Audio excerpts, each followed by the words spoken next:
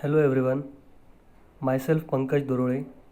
Once again, I am in front of you in my new channel Pankaj D. As you might have observed, with your likes, subscription, and support to my channel, I have created new logo which is appearing in front of you on the right top of the slide, and the same I have created with the help of a student Shlok Gaud. Now in today's video I will going to discuss you about the basics of memory management, a new topic altogether. And here in this contents of basics of memory management, I will going to cover the points: the basics of computers, the basics of memories, and inside the memory management, what is the duty of operating system. When we are storing the data on operating system, the data is stored in the form of contiguous and non-contiguous memory allocation. These things also I will going to discuss in today's video. So let us start. The computer is basically a device which is a combination of hardware and a software.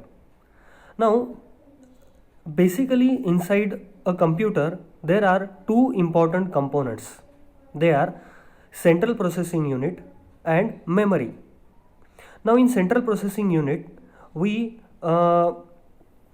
take the data and we process the data with the help of arithmetic and logical unit.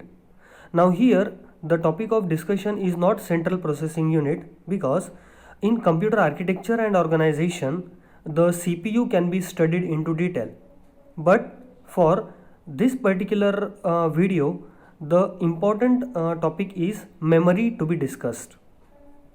And the memory basically helps the computer to provide a space. Now as a user we have different requirements. We may expect that we need a huge amount of memory to store the data. Also we want the memory to be faster enough so that the information can be fed to the CPU at the required amount of a time. Now when it comes to memory, right, the memory have basic requirements. They are like, the size of the memory should be large enough, because we have huge amount of data that we want to store, and for that purpose we expect that the size of the computer memory should be as large as possible. As in nowadays computer you have around 1 TB of hard disk, so this is the reflection of the same, which is basically a user's requirement. Now the access time for that particular memory should be as less as possible. Now this is not possible, because if the size of the memory increases, then the access time of that particular memory will also going to get increase. The smaller is the memory, the larger will be the, or the faster will be the access time.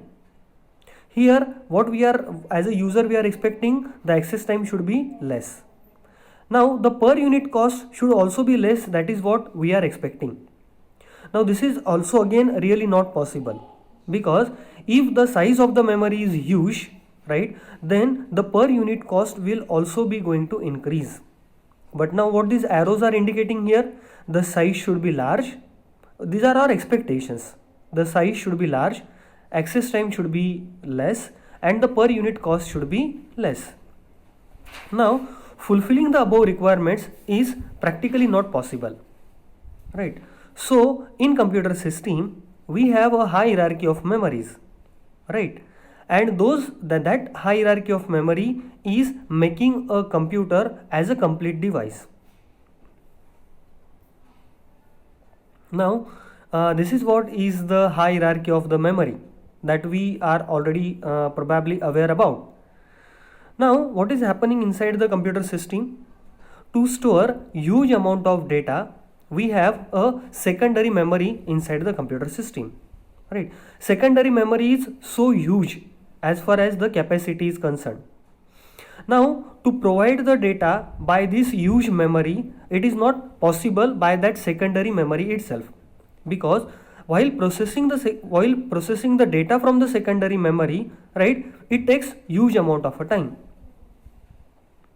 Now, for that purpose, what we need to do? We need to have a main memory for the computer system.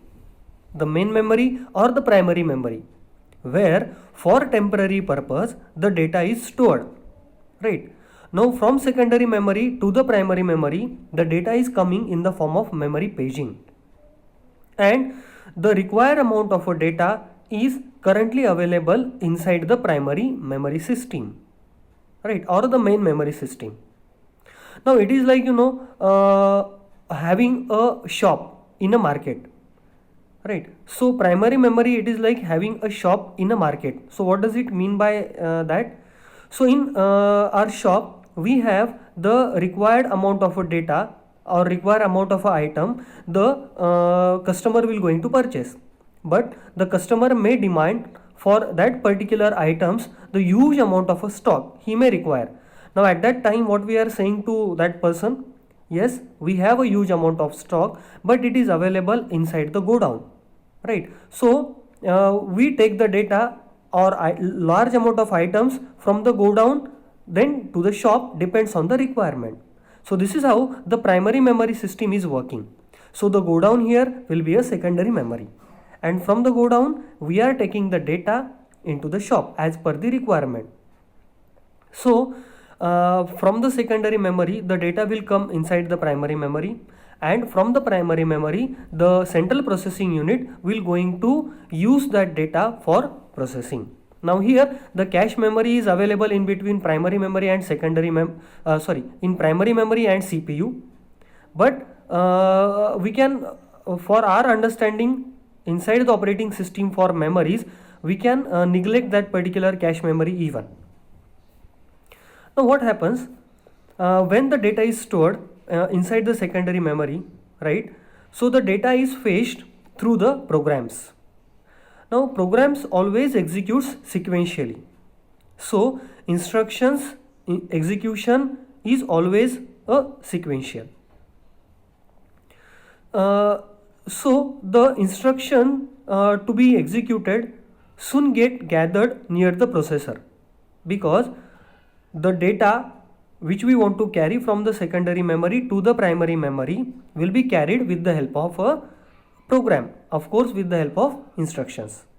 So, in the similar way, the data will also get gathered, which we need to take inside the memory system. Now, in computer system, what happens? Because of locality of the references, we get all the amount of data easily available inside the memory system, right? Now, what is meant by locality of a reference? The data what we require, right, will be available inside the nearby memory. For CPU, the nearby memory is the primary memory, right, or the main memory. So, this is what is done inside the memory system, that because of locality of references, the data is available all the time inside the main memory, which is required by the CPU, and it is processed with the help of instructions, right, which are a part of a program. Now, here we might be thinking that when we are talking about the memory, right, as we are studying the memory with respect to operating system, what is the role, right? So, look at the diagram drawn beside. Here there is a main memory, there is a CPU, right, and in between that there is a memory management unit. Now, what happens to CPU when it requires the data, right? It generates the logical address. Now, the logical address is used to access the secondary memory system, which is not mentioned inside this diagram. But we want to access the main memory, right? And to access the main memory, we need the physical address, So why we want to access the main memory? Because the data which is required is available inside the main memory system, as we have already discussed in the previous slide, right? So now the duty of operating system here is to translate the logical address inside the physical address. So that is what in a diagram that is mentioned, that translation of logical address to the physical address will happen with the help of operating system.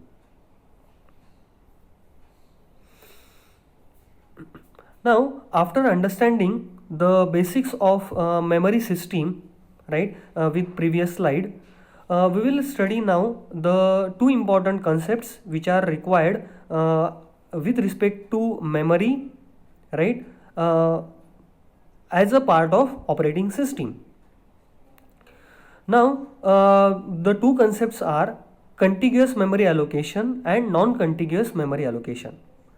Now, when we store the data inside the memory system, right, maybe with the help of an external device, maybe pen drive, maybe a portable hard disk, or maybe from the World Wide Web, we are storing the data inside the hard disk.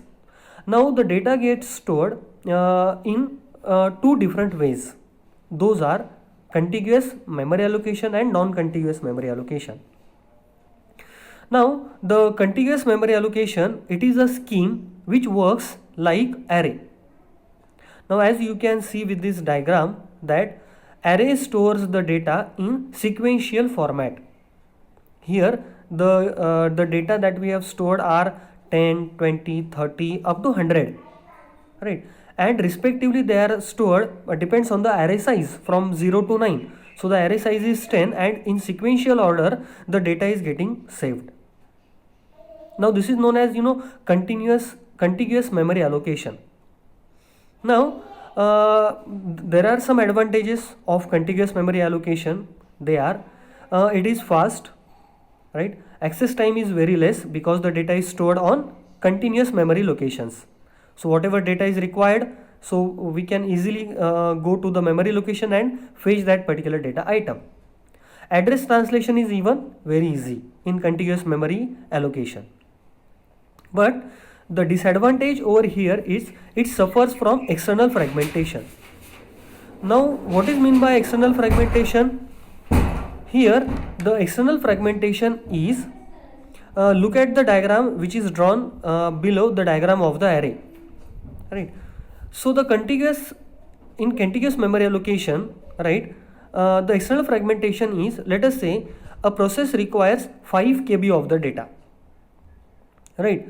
Now 5 KB of the data, if that particular process requires, right, now to store that 5 KB of the data on the memory location, here is the 10 KB of the memory location which is available in front of us, right?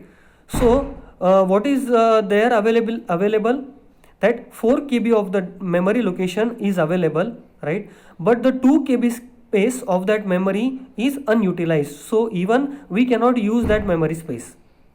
So to store the data of 5 KB, right, here it will not be possible. Means what will happen, 4 KB of the data will be stored, but 1 KB part of that data will not get stored because the continuous 5 KB space is not available in this memory, right? Because see, 4 KB is available, 2 KB cannot be used, again 4 KB can be used, but the continuous 5 KB of the memory space is not available here.